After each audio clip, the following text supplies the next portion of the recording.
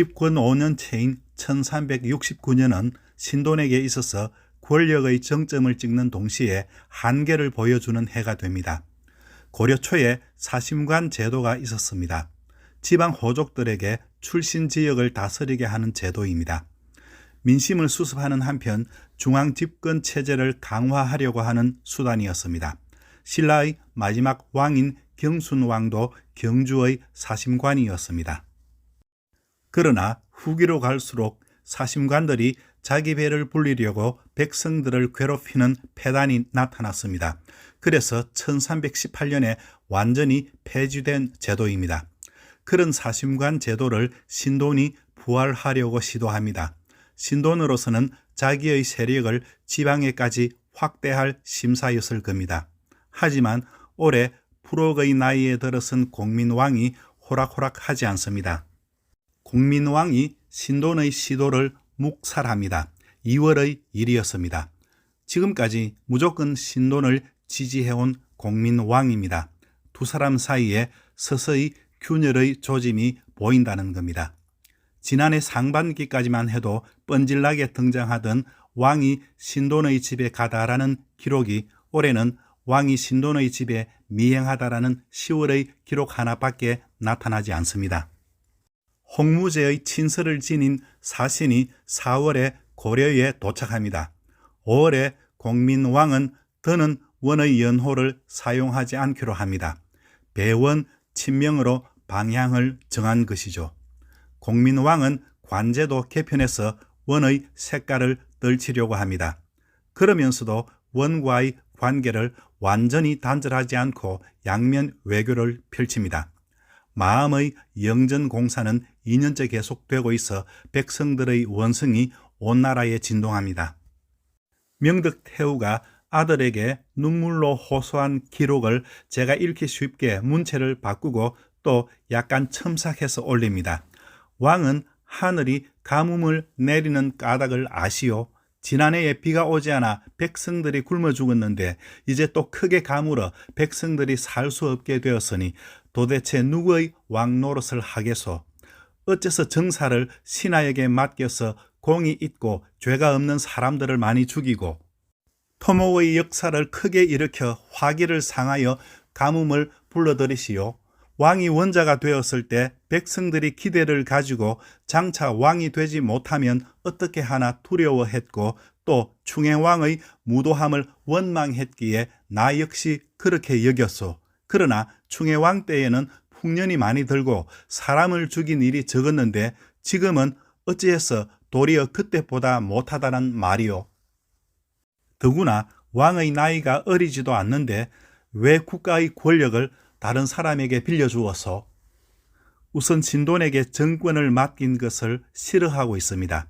무엇보다 휘대의 폐류나 충해왕 시절보다 백성들이 살아가기가 더 어렵다고 합니다. 어머니의 호소에 대해 공민왕은 어머니께서 어찌 자식의 허물을 이처럼 심하게 드러내십니까? 사람을 많이 죽인 것은 과인의 죄가 아니고 다만 난신을 금한 것뿐입니다. 라며 서운한 기색으로 대답합니다. 이후 두 사람의 사이가 소원해졌다고 기록되어 있습니다. 자기 죄가 아니라고 말하지만 많은 사람을 죽인 것은 인정하고 있습니다. 북원을 멀리하면서도 북원과 완전히 단절하지 않고 있던 공민왕이 1369년 후반기에 요동 공략을 결심합니다. 여기서 잠깐 옛날 이야기를 하겠습니다. 1269년에 최탄이라는 고려 사람이 서경에서 반란을 일으켜 60개의 성을 원에 갖다 바치며 항복했습니다. 이후 원나라는 이 지역에 동령부를 설치하고 관리했습니다. 상성 총관부가 설치된 11년 후의 일이었습니다. 고려 조정은 원나라 조정에 동령부를 돌려달라고 끈질기게 요청했습니다. 약 20년 후인 1290년에 원은 고려 지역에 있는 동령부는 모두 넘겨주었습니다. 대신 그 본부를 요동에 있는 요양성으로 옮겼습니다. 그 이후로 동령부는 형식상이었을 뿐 유명무실했습니다. 공민왕이 실체도 없는 이 동령부를 정벌할 계획을 세운 겁니다. 느닷없이 왜 그랬을까요? 장차 동령부를 공격하여 북원과의 관계를 끊으려 했다라고 하는 기록이 있습니다. 너무 짤막해서 이 문장만 가지고는 전체를 파악할 수 없습니다. 기세인 첩모가라고 하는 기철의 아들이 있습니다. 그는 아버지가 공민왕에게 추살될 때 마침 원나라에 있어서 살아남았습니다. 이 기세인 첩모가가 원이 망한 뒤 요동 지역에 나타납니다. 부하 김배관과 함께 유민들을 이끌고 아버지의 복수를 하겠다며 고려 국경 지역을 소란하게 하는 겁니다. 악몽 같은 덕흥군의 추억이 있는 공민왕이 기세인 첩모가를 신경 쓰지 않을 수 없습니다. 그래서 그를 제거할 목적으로 공민왕이 동령부 정벌을 단행했다고 알려져 있습니다. 실제로 2차 정벌 때는 기세인 첩모가가 고려사에 정식으로 등장합니다. 그런데 고려는 요동이 미지의 지역이 아닙니다. 1307년에 무종이 원나라 황제가 될 때 거기서 공을 세운 충선왕이 고려왕 겸 심양왕으로 봉해진 예가 있었습니다. 심양은 현재 중국의 선양입니다. 당시 유민이나 전쟁포로 등 많은 고려인이 심양 지역에 살고 있었습니다. 심양왕은 충선왕 이후 심왕으로 계칭되어 조카에게 이어집니다. 이때부터는 형식적인 지위로 줄어듭니다. 3대까지 이어지는데 마지막이 공민왕의 조카뻘이 되는 왕독 타불하입니다. 원순제가 명에게 쫓겨 만리장성 이북으로 떠날 때 기세인 첩모가는 요동에 남은 겁니다. 다시 말해 그가 동령부를 재건한다는 구실을 붙이고 요양행성에서 자리를 잡으려고 합니다. 당시 요동에서는 나하추는 물론 고간호, 홍보보, 야선불화, 유익 등 여러 원나라 장수들이 군웅할 것식으로 활동했습니다. 이 여러 장수가 명목상은 아직 원나라 소속입니다. 명의 세력도 요동 남쪽에 있기는 하지만 요동 전 지역까지 힘을 뻗칠 상태는 아닙니다. 결국 기세인 첩모가도 여기에 하나의 지분을 차지하려고 덤벼든 겁니다. 동령부 재건은 그가 자리를 잡으려고 내세운 명분이죠. 만리장성 이북에 있다고 할지라도 북원이 여전히 건재합니다.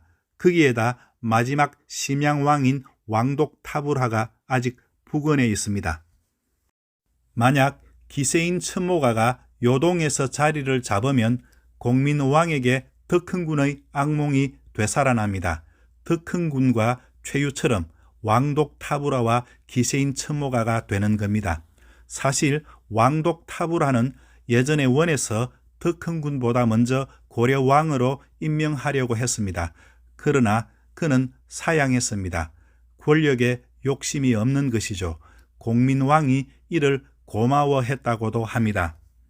그렇더라도 덕흥군의 악몽이 있는 공민왕으로서는 신경을 쓰지 않을 수 없습니다. 기세인 첩모가가 요동에 성공적으로 뿌리를 내릴 경우 공민왕에게 덕흥군의 그림자가 드리우게 됩니다. 화근이 커지기 전에 공민왕이 동령부 정벌을 감행했다고 볼 수 있습니다. 대국적인 차원으로 보아도 동령부 정벌은 목적과 명분이 있습니다. 국가의 위험이 될 요소를 미리 제거하는 방편으로 먼저 공격하는 것입니다. 그 과정에 어떤 속사정이 있던 동령부 정벌은 우리 역사에 있어서 신바람 날만한 사건입니다. 고구려와 발해 멸망 이후 1000년이 넘는 우리나라 역사에서 중국 본토로 들어가 성을 함락시킨 사건은 이때가 처음이자 마지막이었습니다. 공민왕은 12월에 북원의 사신 노원을 죽입니다. 노원을 죽임으로써 공민왕은 동령부를 공격할 의지를 뚜렷이 나타냅니다. 노원은 기철 일파 제거 때 죽은 노책의 아들입니다. 그때 노원은 살아남아 원에 망명했습니다. 그런 그가 원의 사신이 되어 고려로 돌아왔습니다. 그러나 공민왕은 불온한 목적이 있는지 조사하게 합니다. 조사는 형식일 뿐 조작이라고 해야 할 겁니다. 기록을 올리겠습니다. 노원이 북원의 조서를 받들고 황주에 도착하자 왕이 대장군 송광민을 보내어 그를 붙잡아서 이유를 국문하였다. 노원이 왕중기와 이수림, 이명등과 함께 염탐하려는 음모를 꾸몄다고 거짓 자복하므로 마침내 왕중기 등을 옥에 가두었다가 죽이고 저자에 효수하였다. 사람들은 모두 그가 죄 없이 죽은 것을 애석하게 여겼다. 사신을 죽이는 건 국제 가장 기본적인 신뢰를 무너뜨리는 행위입니다. 그러나 공민왕은 원이 만리장성 이북으로 물러나자 기회다 싶었는지 손보고 싶은 사람을 없앤 겁니다. 왕중기가 기철의 사위입니다. 집요하게 물고 늘어지는 공민왕 성격의 일면을 볼 수 있습니다.